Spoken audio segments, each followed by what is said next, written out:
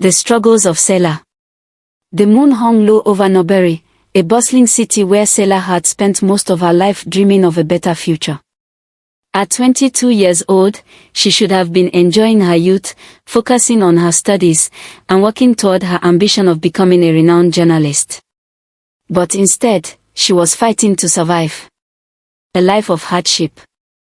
Sela walked down the dimly lit street leading to her tiny one-room apartment, her heart heavy with worry. Her father, Boko, once a respected village chief, now lay critically ill in a hospital bed, his treatment hanging by a thread due to unpaid bills. She had already lost her mother, Maria, to illness when she was only 14 years old. That pain still haunted her, but she had no time for grief. Her two younger siblings, Amari and Leila, depended on her. The weight of responsibility. Sela entered the room and saw Leila, her 10-year-old sister, sitting by the small wooden table, staring at an empty plate. Her 15-year-old brother, Amari, sat on the floor, trying to distract himself by reading an old, torn book. The sight of their thin faces and tired eyes broke Sela's heart. "Did you eat anything today?" she asked, kneeling beside Leila. The little girl shook her head. "There was no food," Amari mumbled. Sela swallowed the lump in her throat and forced a smile. "I'll fix something soon. Just hold on a little longer, okay?" But the truth was, there was nothing left. No money. No food. And no hope. A dream on the edge of collapse. Sela was studying mass communication at the University of Norbury, but she was close to dropping out. She hadn't paid her tuition fees for the semester. Her landlord was threatening to evict them. And now, the hospital had warned her, if she couldn't pay by the end of the week, they would stop treating her father. She needed 350,000 naira, $500, a sum that felt as impossible as touching the stars. A friend's risky advice. That evening, Tasha, Sela's best friend, came over. Tasha was different now. She always had new clothes, expensive wigs, and the latest phone models. "Sela, you can't keep living like this," Tasha sighed, looking at the small, empty kitchen. "I know," Sela muttered. "But what choice do I have?" Tasha leaned in, lowering her voice. "There's a way. But you have to be open-minded." Sela frowned. "What are you talking about?" Tasha unlocked her phone and showed her an exclusive dating app. "Wealthy men use this," she explained. "They pay for companionship.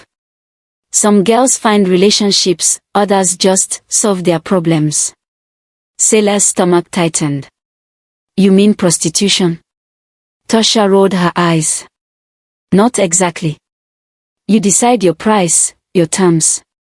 It's just business, Sela. And trust me, they pay well." Sela stared at the phone screen, her mind swelling with conflict. "I can't do this," she whispered. Tasha sighed. "I won't force you. But at least, keep the app. If things get worse, you have options." Sela hesitated, then took the phone and downloaded the app. She told herself she'd never use it. But deep inside, she knew desperation changes people. A mysterious offer. That night, as Sela sat alone in the dark, the weight of her struggles crushing her, her phone pinged. A new message. She opened it. "Hello, Sela. I saw your profile and find you fascinating. I'd like to meet you. Name your price." The sender's name, Zion. She clicked his profile. A rich, powerful-looking man. Dressed in fine suits. Expensive watch. A confident smile. Sela's fingers hovered over the keyboard. She could ignore this. Delete the app, walk away. But then she remembered. Her father was dying. Her siblings were starving. She had no other way out. Her heartbeat pounded in her chest. And before she could stop herself, She replied, the forbidden pact. The evening air was heavy as Sela stood outside the towering gates of Zion's mansion. Her hands trembled as she checked the message on her phone again. Come to my house tonight. We'll discuss everything. I promise to solve all your problems. A lump formed in her throat. She had almost ignored the offer, but then the hospital called. Her father's condition was worsening. The doctors gave her 3 days to make a payment, or they would remove him from the ICU. She had no choice. Tonight, she would meet Zion. But deep down, something felt wrong. A house of luxury and secrets. The massive iron gates creaked open, revealing a palatial mansion surrounded by lush gardens and tall statues. Sela stepped onto the polished marble floors, her heart pounding as she entered. A servant silently led her through dimly lit hallways lined with gold-trimmed portraits.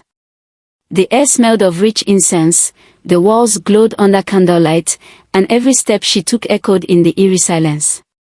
Then, she saw him. Zion sat in a grand leather chair, dressed in an immaculate black suit, a golden ring on his finger. His eyes, piercing, dark, unreadable, studied her. Sela, you're even more beautiful in person, he said, smiling.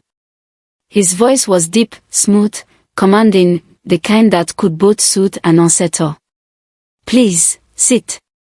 Sela hesitated, then slowly lowered herself onto a velvet cushioned chair, her hands clenched into fists.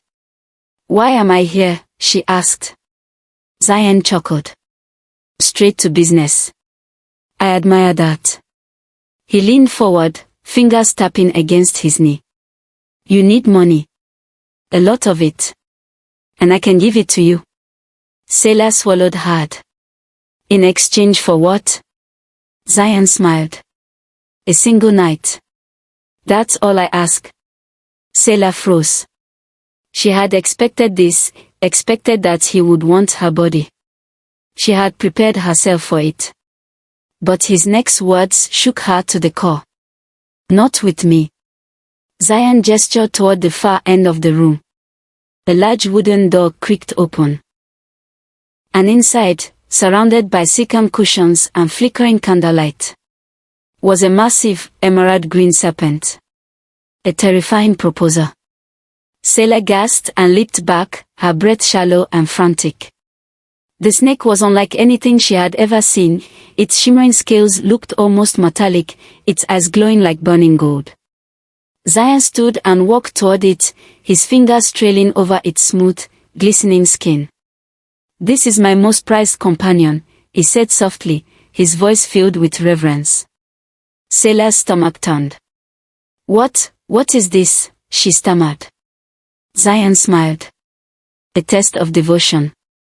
A ritual of power. And in return, you will receive 500,000.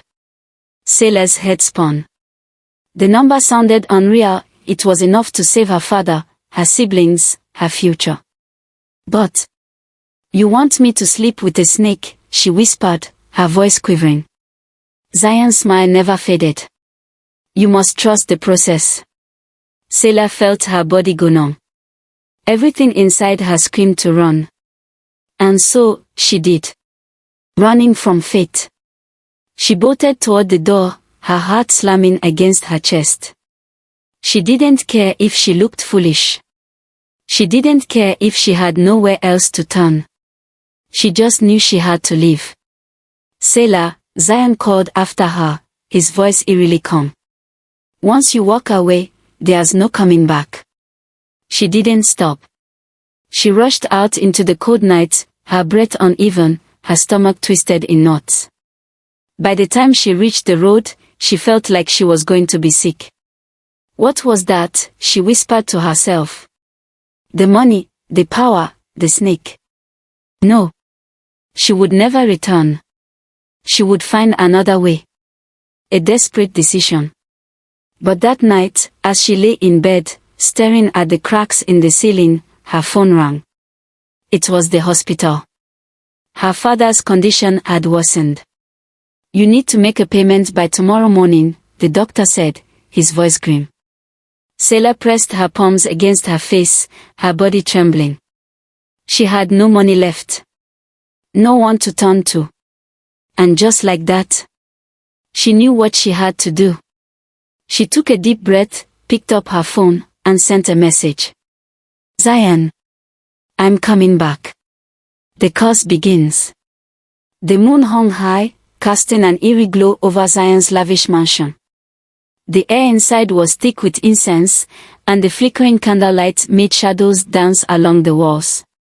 Sela stood in the center of the dimly lit room, her hands trembling, her breath shaky. The massive emerald-green serpent lay coiled on a bed of silken cushions, its golden eyes staring directly at her. Zion stood beside it, his expression unreadable. It is time, he said softly. A ritual of darkness.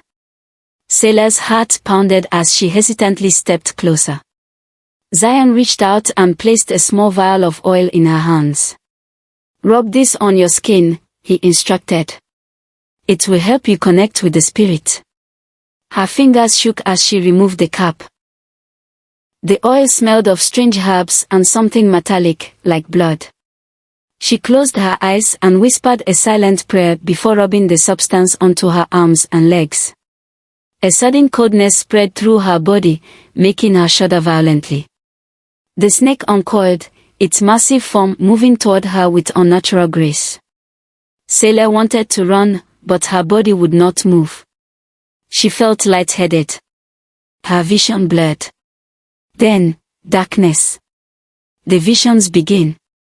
Sela awoke to the sound of whispering voices. She was no longer in Zion's mansion. She was somewhere else. The air was thick with mist, and water lapped at her feet. She was standing in a vast river, the surface glowing with an unnatural silver light. Figures moved beneath the water, serpent-like creatures with glowing yellow eyes. She tried to move, but something tightened around her ankle. She looked down, a serpent's tail had wrapped around her leg. She opened her mouth to scream. And woke up. The payment is made. Sela bolted upright, her body covered in sweat. The room was silent, the air still heavy with the scent of incense. Had it been a dream? She looked around, the snake was gone, and Zion was sitting in his chair, watching her. It is done, he said.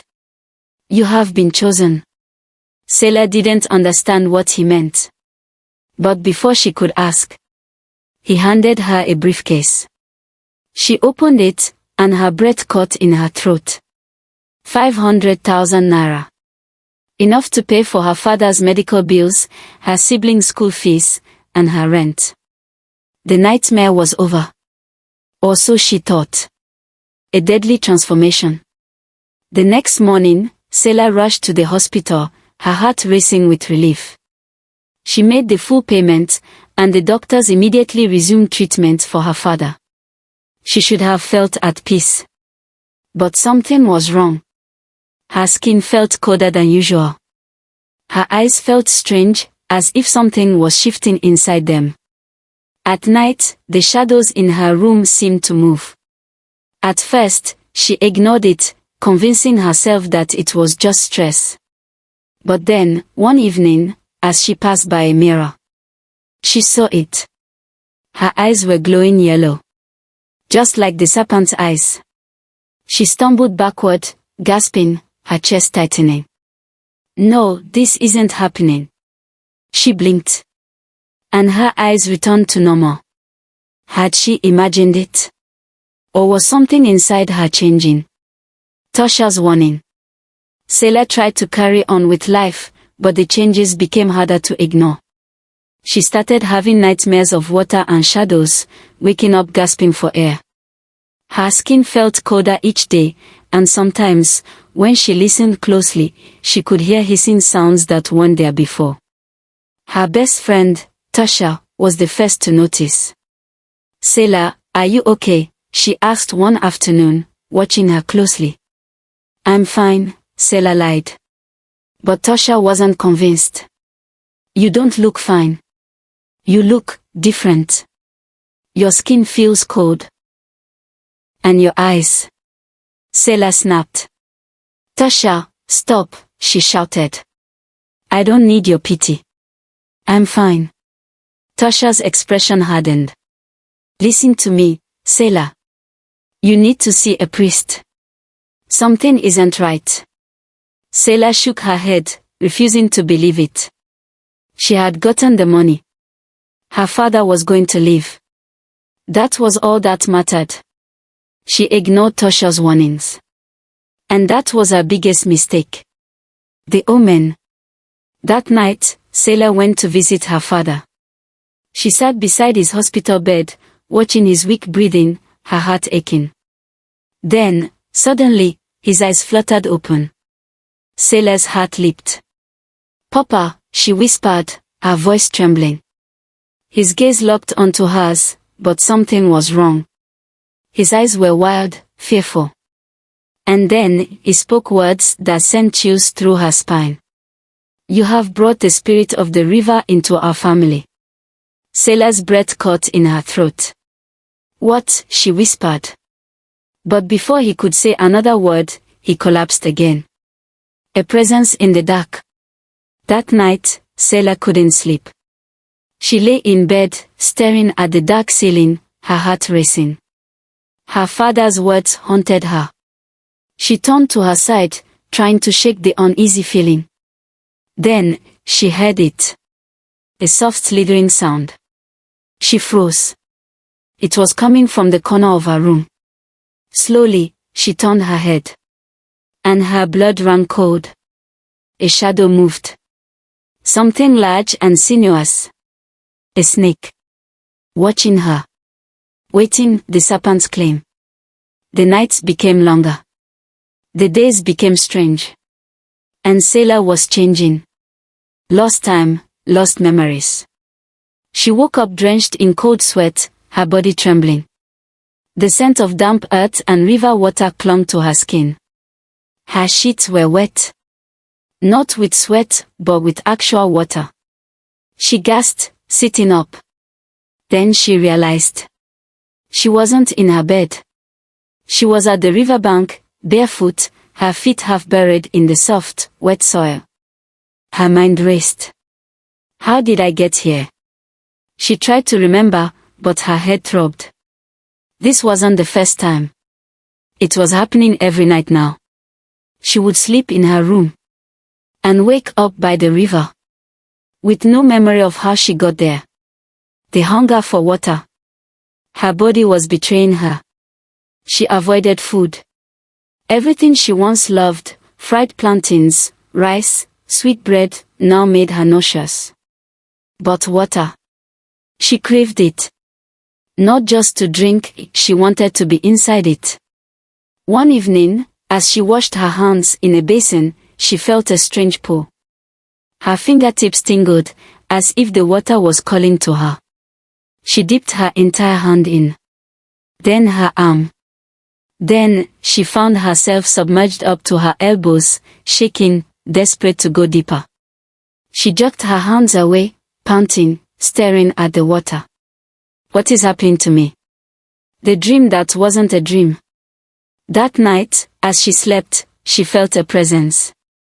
A familiar voice whispered in her ear, soft, smooth, inescapable. Sela. She turned. And there he was, Zion. But something was different. His eyes, they weren't human anymore. They glowed golden, like the snakes. You are one of us now, he said. You belong to the river.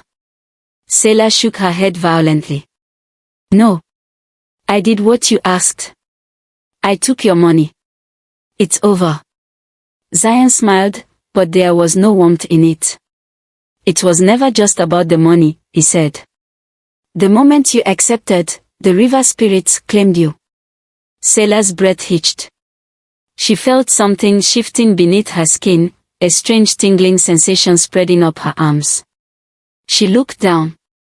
And saw the first signs of scales forming on her hands. She screamed. A desperate escape. Sela ran from her house before the sun even rose. She had only one place left to go. Grandmother Omori. She was the oldest woman in the village, a priestess who had guided generations with her wisdom. Sela burst into her hut, gasping for breath. The old woman sat by the fire, her wrinkled hands stirring a pot of herbs, her dark eyes watching Sela knowingly. "You should not have gone to him," Omari murmured. Sela froze. "You know about Zion?" Omari sighed. "I know what he serves. And now, so do you." Sela's heart pounded. "What's happening to me?" she asked, her voice breaking. The old woman motioned for her to sit. Then, she told her the truth. The truth about the serpent. "That snake was no ordinary creature," Omori said. "It was a spirit of the river. A being of ancient magic. A guardian of wealth and destruction." Sela shook her head, refusing to believe it. "Then why did Zion?" "Zion is not a man," Omori interrupted. "He is a servant of the river spirits. He lures women like you, women desperate for fortune. He binds them to the serpent. And once the bond is made, it cannot be undone."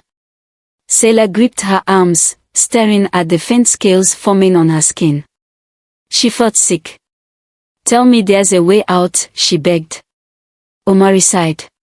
"There is only one way." Sela's eyes widened. "What is it?" The old woman looked her dead in the eye. "A sacrifice. The price of freedom." Sela's stomach twisted. "What kind of sacrifice?" Omari shook her head. "A life for a life. To break the bond, the river must be repaid. Someone must take your place." Sela's chest tightened. She felt like she couldn't breathe. "No," she whispered. "There has to be another way." Omari placed a hand on her shoulder.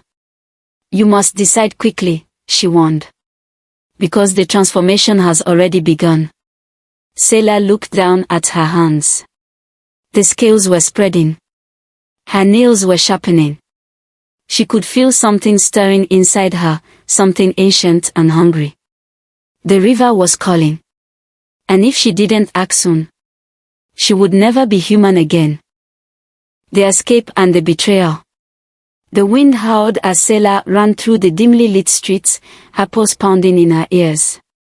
She clutched the hands of her two younger siblings, Omari and Lela, as they stumbled forward, escaping into the night.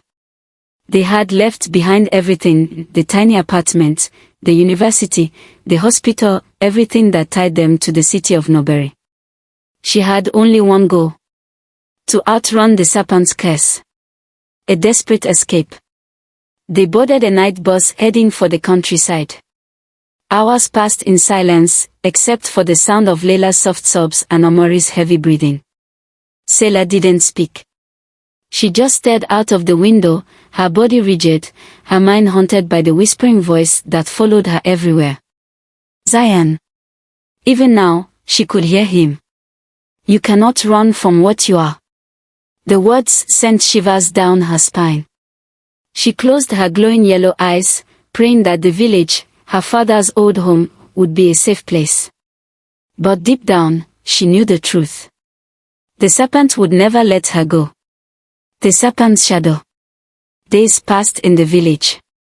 Sela forced herself to believe that she was free, that she had escaped. Her father was still in the hospital, but at least her siblings were safe. She spent her days fetching water, cooking, and avoiding mirrors, afraid of what she might see. But the nights were a nightmare. She dreamed of the river, of golden eyes staring through the dark water. She felt slithering movements under her skin, like something inside her was waiting. And every night, she heard his voice. "Come back to me, Sela." She woke up gasping, her skin colder, her breath shallow. She knew her time was running out. Lela goes missing. One evening, Sela returned home to find the door open. The warm glow of their small lantern flickered in the wind. Something felt wrong. "Lela," she called out, stepping inside. No answer. Her heart dropped. She turned to Omari, who was sitting on the floor, his face pale and stiff with fear. "Where is Layla?" she asked, her voice trembling. He looked up at her, tears streaming down his face. "She went outside, but she never came back." Sela's stomach twisted. She rushed into the night, calling Layla's name. Then, she saw it. The serpent tracks. Leading straight to the river. A terrifying truth. Sela ran as fast as her legs could carry her, following the trail through the trees. The sound of rushing water filled her ears. And then, she saw them. Zion. Standing waist deep in the river, his golden eyes glowing in the darkness. And in his arms, Layla. The little girl's small body was limp, her face pale, her eyes closed. Sela's chest tightened with panic. "Layla," she screamed, rushing toward the shore. Zion tilted his head, watching her. His serpent-like smirk sent chills down her spine. "You cannot run from what you are," he said, his voice smooth, hypnotic. "The river always calls its own. The ultimate choice." Sela fell to her knees, tears streaming down her face. "Please," she begged. "Let her go. She's just a child." Zion traced a finger over Layla's forehead, his eyes gleaming. "I do not want the child," he murmured. "I want you." Sela's heart pounded. She looked at her helpless sister, then back at Zion. She knew the truth now. She had never escaped. She had only delayed the inevitable. Her fate was sealed the moment she accepted the deal. She nodded slowly, her body trembling. "Take me," she whispered. "But let her go." Zion's smile widened.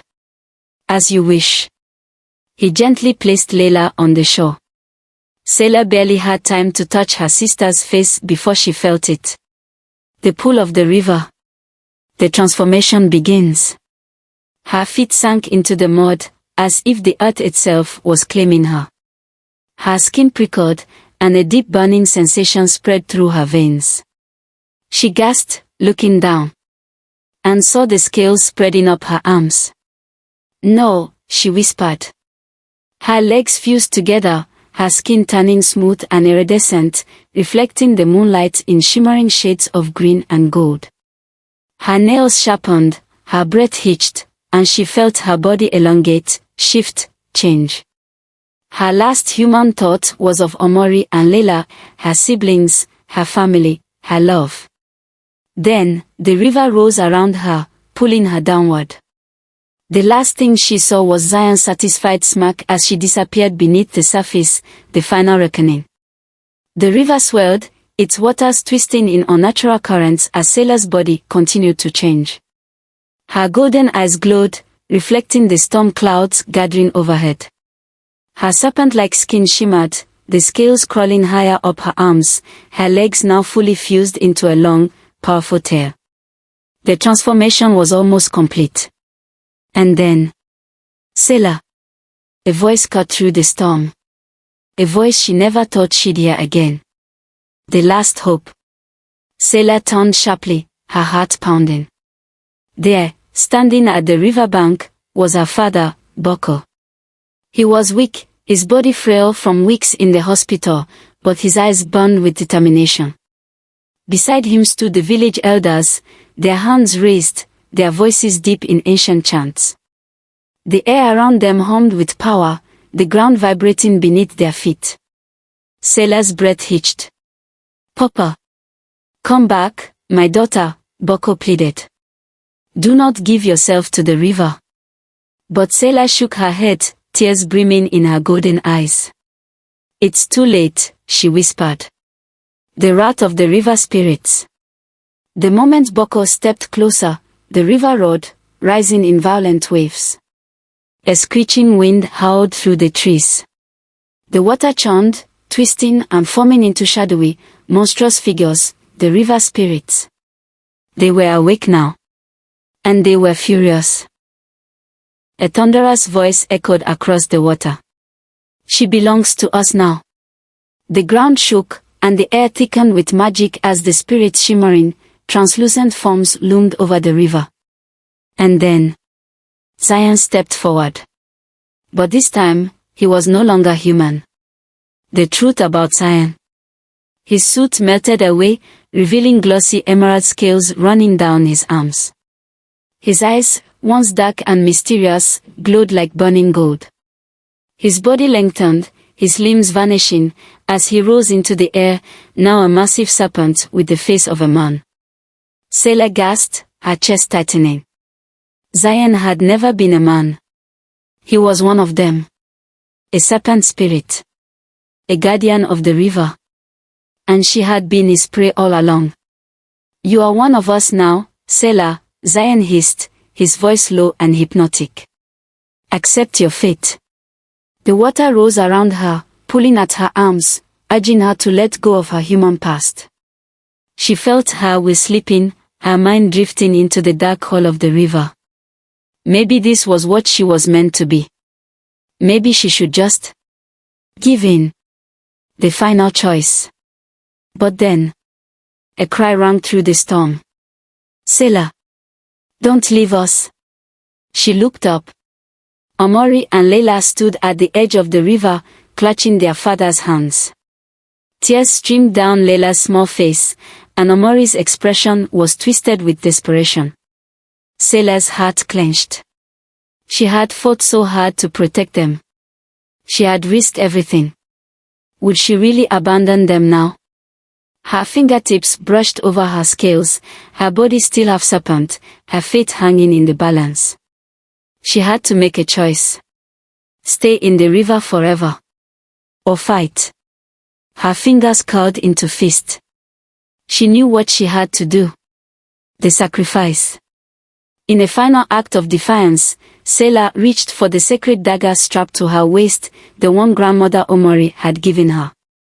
She raised it high, ignoring the river's violent thrashing, ignoring the spirit's furious cries.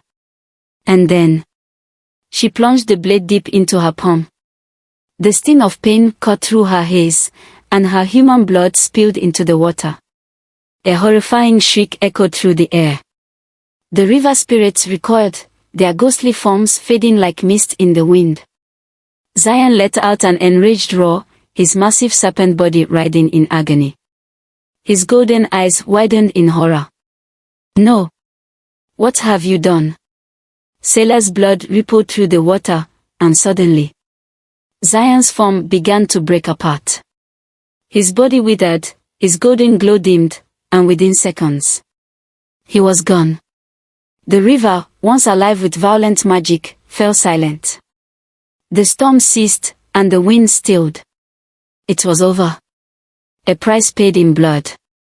Sela collapsed onto the riverbank, her breath ragged.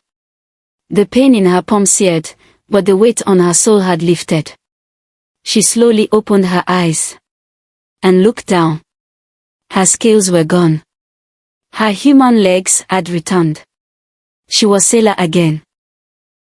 But as she sat there, panting, staring at the blood-stained water, she knew she would never be the same.